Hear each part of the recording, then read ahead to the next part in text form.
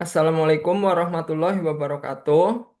Perkenalkan, kami dari kelompok 2 dengan anggota saya sendiri Imam Fauzi dan teman saya Anwar Renardi. Kami dari kelas 64 5A24 Universitas Bina Sarana Informatika Cikarang.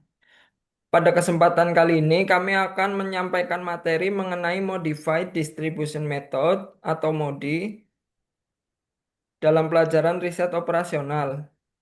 Untuk yang pertama, bab 1 pendahuluan, latar belakang. Dalam dunia industri dan bisnis, efisiensi distribusi merupakan hal yang sangat penting. Perusahaan-perusahaan berusaha untuk menekan biaya operasional serendah mungkin agar dapat meningkatkan keuntungan. Salah satu bentuk efisiensi ini diwujudkan melalui optimasi jalur distribusi barang dari gudang ke titik permintaan. Masalah seperti ini dikenal sebagai masalah transportasi dan termasuk dalam bagian dari riset operasional. Masalah transportasi dapat diselesaikan dengan berbagai metode. Salah satunya adalah Modified Distribution Method atau dikenal juga dengan metode MODI. Metode ini berfungsi untuk mengoptimalkan solusi awal dari distribusi sehingga menghasilkan biaya total minimum.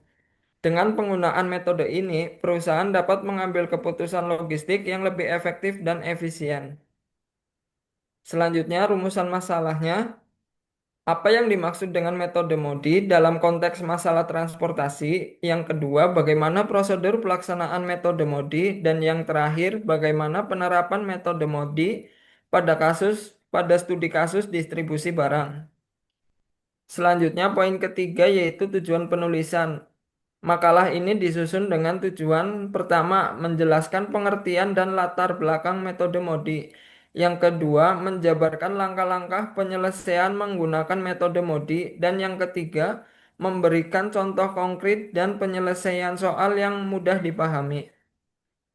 Selanjutnya, bab 2 landasan teori. Untuk poin pertama, masalah transportasi dalam riset operasional. Masalah transportasi merupakan bentuk khusus dari masalah pemrograman linear. Masalah ini melibatkan penyaluran barang dari sejumlah sumber atau supply ke sejumlah tujuan atau demand dengan biaya tertentu.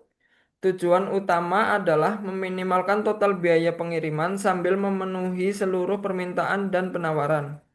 Masalah transportasi dikatakan seimbang jika total supply sama dengan total demand. Jika tidak, maka perlu penyesuaian dengan menambahkan dummy source atau dummy destination. Poin kedua, solusi awal masalah transportasi. Sebelum dilakukan optimasi, perlu diperoleh solusi awal yang layak. Tiga metode yang umumnya digunakan adalah yang pertama, metode sudut barat laut atau Northwest Corner Rule. Mengisi tabel mulai dari pojok kiri atas. Yang kedua, metode biaya terkecil atau least cost method. Memilih sel dengan biaya terkecil terlebih dahulu. Yang ketiga, metode aproksimasi Vogel. Menggunakan penalti biaya tertinggi untuk memilih alokasi. Pada solusi awal ini belum tentu optimal, sehingga diperlukan evaluasi lebih lanjut dengan metode MODI. Poin ketiga, Modified Distribution Method atau MODI. Metode MODI adalah pendekatan matematis untuk memeriksa dan meningkatkan solusi awal masalah transportasi. Tujuan utama dari metode ini adalah untuk menemukan solusi optimal, yaitu solusi dengan total biaya paling rendah. Selanjutnya, langkah-langkah metode MODI adalah yang pertama, menentukan nilai potensial. Untuk setiap sel yang sudah terisi disebut basis, salah satu nilai ditentukan terlebih dahulu, biasanya dimulai dari nol. Yang kedua, menghitung nilai evaluasi atau delta untuk sel kosong. Jika semua, maka solusi sudah optimal. Jika ada, maka perlu perbaikan. Yang ketiga, memperbaiki solusi. Dibuat siklus tertutup dengan tanda plus dan min secara bergantian. Nilai terkecil pada sel bertanda minus dipilih sebagai parameter. Alokasi diatur ulang dan solusi diperbarui. Untuk selanjutnya di bab 3, studi kasus dan pembahasan akan dijelaskan oleh teman saya Anwar Renaldi. Silakan. Oke, terima kasih. Kita lanjut ke bab ketiga yang membahas tentang studi kasus dan pembahasan.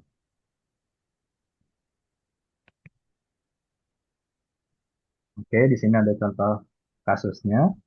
Sebuah perusahaan logistik memiliki tiga gudang, yaitu gudang A, gudang B, dan gudang C. Setiap gudang memiliki jumlah barang yang bisa dikirim. Ada tiga toko tujuan, yaitu toko X, toko Y, dan toko Z. Masing-masing memiliki permintaan tertentu. Biaya pengiriman dari setiap gudang ke setiap toko berbeda-beda. Tujuan perusahaan adalah memenuhi seluruh permintaan toko dengan biaya pengiriman total serendah mungkin. Oke, untuk penyelesaiannya, yang pertama tentu kita menentukan solusi awal dengan firm. Langkah pertama adalah menentukan solusi awal, yaitu bagaimana mendistribusikan barang dari gudang ke toko dengan memenuhi semua permintaan dan penawaran. Menggunakan metode Vogel Approximation Method atau biasa disebut FAM, hasil solusi awal pada contoh ini adalah gudang A mengirim 20 unit ke toko X, gudang B mengirim 10 unit ke toko X dan 20 unit ke toko Y, lalu gudang C mengirim 5 unit ke toko Y dan 20 unit ke toko Z. Setelah dialokasikan, seluruh suplai dari gudang dan permintaan toko sudah terpenuhi. Lalu, kita akan menghitung nilai potensial dari baris dan kolom. Selanjutnya, kita menghitung nilai potensial untuk setiap gudang dan toko. Nilai potensial ini adalah angka yang mewakili masing-masing gudang yang ada di baris dan toko yang ada di kolom, yang akan digunakan untuk mengevaluasi apakah solusi sudah optimal. Caranya, pilih salah satu nilai potensial sebagai acuan. Misalnya, nilai potensial untuk gudang A di sini ditetapkan 0.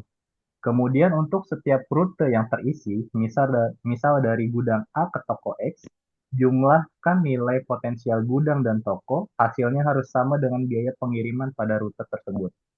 Lalu lakukan hal yang sama untuk semua rute yang terisi, sehingga semua nilai potensial gudang dan toko bisa diketahui.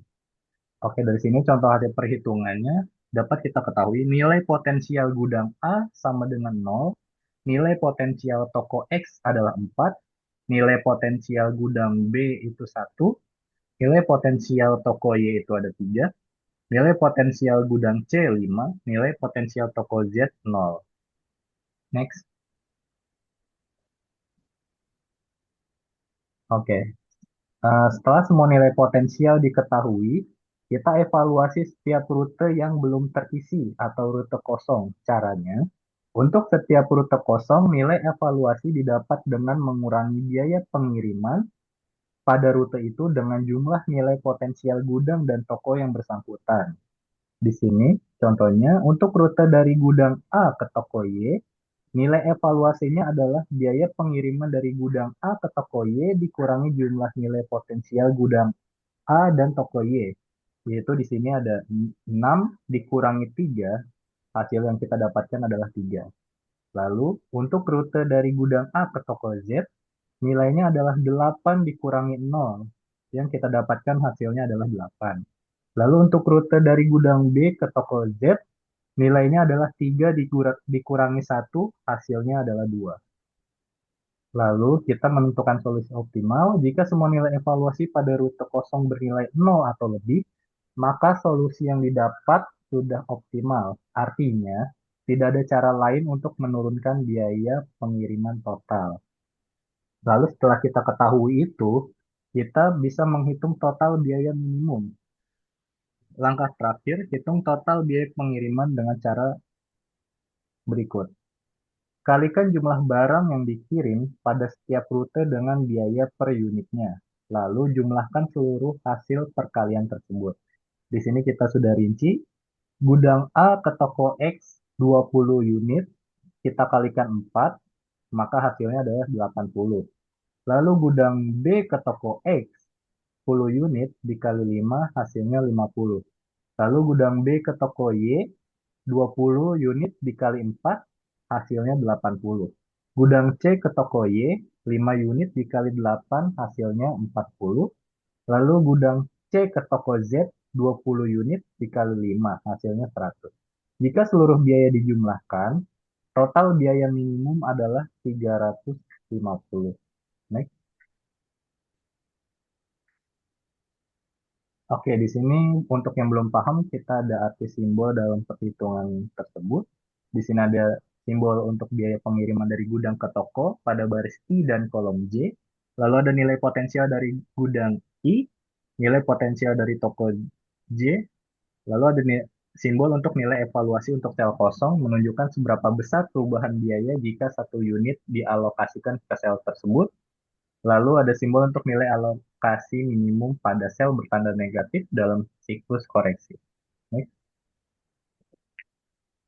Oke, untuk kesimpulan dan sarannya, kesimpulannya, metode MODI merupakan pendekatan matematis yang efisien dalam menemukan solusi optimal dari masalah transportasi. Dengan menguji nilai evaluasi tiap sel kosong, metode ini dapat menunjukkan apakah solusi yang diperoleh dari metode awal sudah optimal atau perlu diperbaiki. Next. Untuk sarannya, disarankan untuk terus melatih pemahaman metode ini dengan soal yang lebih kompleks, terutama yang membutuhkan siklus koreksi. Pemahaman konsep dasar seperti nilai potensial dan delta sangat krusial dalam penerapan modul.